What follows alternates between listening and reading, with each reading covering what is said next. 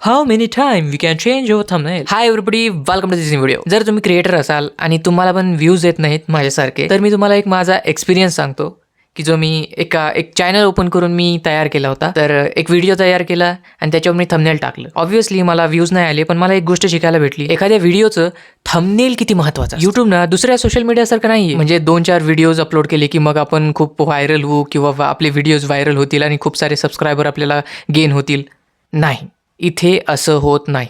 इथे ना खूप साऱ्या गोष्टी आहेत ज्या तुमच्या चॅनलला ग्रो करण्यासाठी मदत करतात. या लिस्टमध्ये सगळ्यात वरचं नाव म्हणजे तुमचा व्हिडिओ. इम्पॉर्टंट हे नाही आहे की तुमच्या व्हिडिओची क्वालिटी कशी आहे. इम्पॉर्टंट हे आहे की तुम्ही कोणता कॉन्सेप्ट वापरलाय. इम्पॉर्टंट हे आहे की तुम्ही सगळ्यात वेगळं काय करताय जे आतापर्यंत कुणी केलेलं नाही. खरं सांगायला गेलं तर हीच गोष्ट मॅटर करते. आणि या लिस्टमध्ये दुसरं नाव आहे थंबनेल, जे की तुमच्या व्हिडिओला प्रमोट करण्यासाठी असतं किंवा व्हिडिओमध्ये काय आहे हे फक्त एका फोटोने आपल्याला समजतं. जर तुम्ही क्रिएटर असाल तर यूट्यूब हे सगळ्यात बेस्ट आणि सेफ प्लॅटफॉर्म आहे. मी गुगलवर गेलो, गुगलवर सर्च केलं की मला किती वेळा थंबनेल म्हणजे मी यूट्यूबच्या व्हिडिओचं थंबनेल किती वेळा मी चेंज करू शकतो.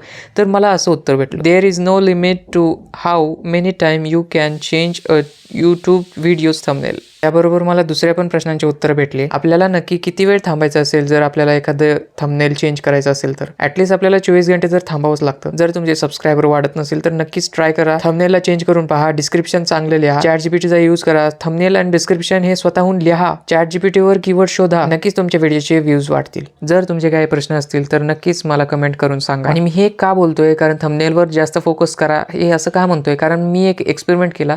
मी एक वेगळं चॅनल ओपन करून बघितलं आणि त्या चॅनलवर मी फक्त थंबनेल थोडंसं क्लिक बीट केलं. तर तेव्हा मला समजलं की मी काय चूक केली. डिस्क्रिप्शन आणि कीवर्ड्स एवढं काय मॅटर नाही करत जेवढं आपलं टायटल आणि जे थंबनेल आहे ते करतं. कारण मी स्वतःसुद्धा कोणत्या पण व्हिडिओवर क्लिक करायच्या अगोदर मी टायटल आणि थंबनेलच बघतो. यूट्यूबमध्ये असं काही नाही आहे की हे लोक जास्त व्ह्यूज घेतील, हे लोक कमी व्ह्यूज वगैरे घेतील, असं काही नाही आहे. जर तुम्हाला समजलं की तुम्हाला काय करायचंय आणि काय नाही करायचंय, कोणत्या गोष्टीवर व्ह्यूज जास्त येत आहेत आणि कोणत्या गोष्टीवर व्ह्यूज कमी येत आहेत, तर मग तुमचं चॅनल हळूहळू ग्रो करायला सुरुवात होईल. आणि मी कन्फर्म सांगतो की एकदाच अचानक हे सगळं होणार नाही की लगेच तुम्ही थोडंसं क्लिकबिट केलं थंबनेलमध्ये किंवा टायटलमध्ये तर लगेच तुमचं व्हायरल होईल, सगळे व्हिडिओज तुमचे व्हायरल होतील. नाही, तुम्हाला कॉन्स्टंटली व्हिडिओज टाकावे लागतील. अल्गोरिदम तसंच काम करतं. आणि माझ्या एक्सपिरियन्सनुसार मला असं वाटतं की ह्याचा काही स्पेसिफिक असा काही टाईम नाही आहे की तुम्ही 2 वाजता किंवा 1 वाजता अपलोड करा किंवा सकाळी अपलोड करा, रात्री अपलोड करा, असं काही नाही.